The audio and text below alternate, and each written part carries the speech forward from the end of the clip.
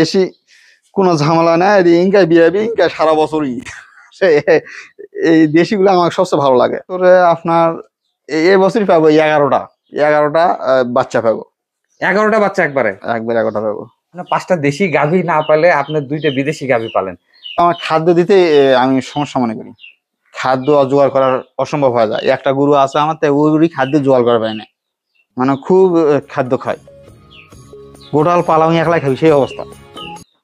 আমার এতগুলা গরু এর আগে ছিল না, আমার সে ফেলো 3টা 4টা, তার ভিতরে বেচা কিনা করেছে, আস্তে আস্তে আস্তে বাড়াই গেছে। এই আসসালামু আলাইকুম, আপনাদেরকে শুভেচ্ছা জানাচ্ছি পাঁচবিবি থানার এটাইর গ্রাম থেকে। তো এখানে এক ভাই সুন্দর আসলে দেশি গরুর খামার করছেন।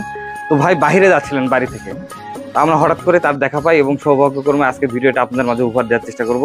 তিনি কিভাবে পালন করতেছেন, কি কি আসলে খাবারগুলো দিচ্ছেন, তিনি আসলে দেশিতেই কেন আছেন, এখানে তো তিনি বিদেশি লালন পালন করতে পারতেন। তো সব মিলে সুন্দর একটা ভিডিও আজকে আপনাদের মাঝে উপহার দেওয়ার চেষ্টা করবো। ভিডিওটি না টেনে দেখুন, আশা করি অবশ্যই ভালো লাগবে।